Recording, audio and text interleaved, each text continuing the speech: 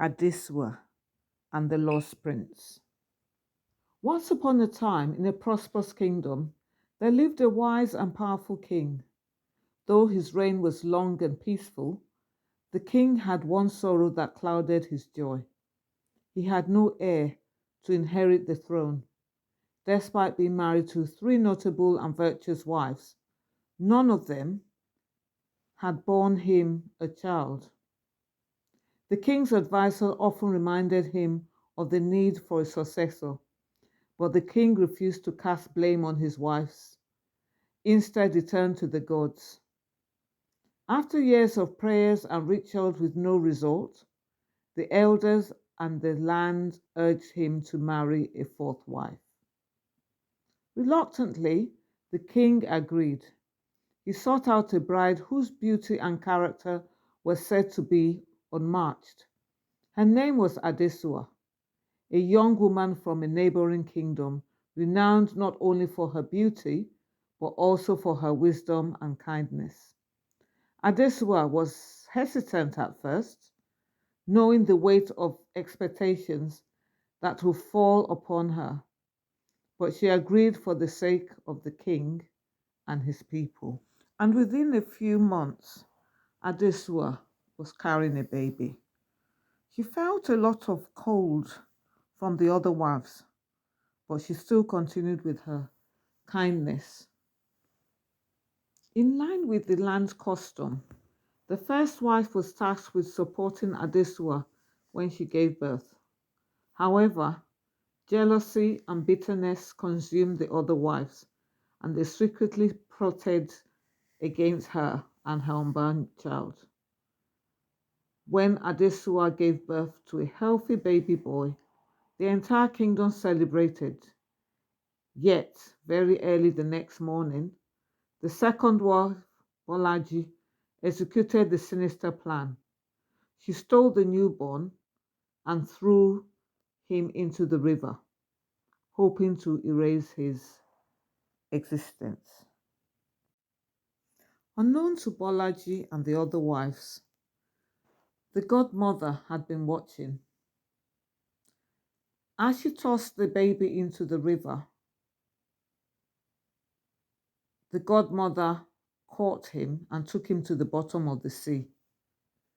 There she promised to care for him until he was old enough to return to the rightful place. The boy grew up safely under the godmother's care, though he was allowed to play with the other children from the river realm every 8 days. However, the children often teased him, singing, "Where your mama? I don't know. Where your mama? I don't know. Where your mama? I don't know. Where your mama? I don't know." The taunt hurted the boy, and he eventually asked the godmother why they teased him. She told him the truth of his origin and assured him that when the time was right, he would return to his family. At the age of 20, the godmother told the young man it was time to return to the land. She described how to find the palace and guided him to the surface. Determined, the prince made his way to the king's court and declared his identity as the rightful heir. The king was astonished but cautious. To confirm the young man's claim, he devised a test.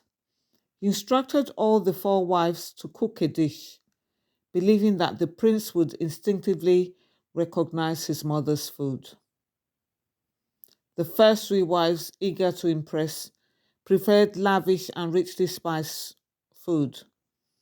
Meanwhile, Adesuwa, unaware of the test's purpose, foraged simple vegetables that morning and cooked a humble dish.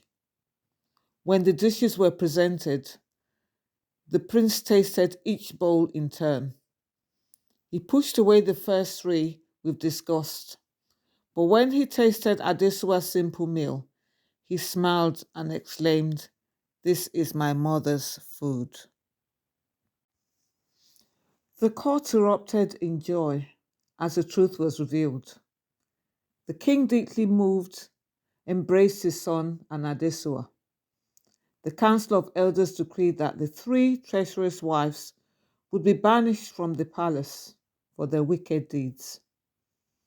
Adesuwa, the prince, and the king lived happily ever after, their bond unbroken.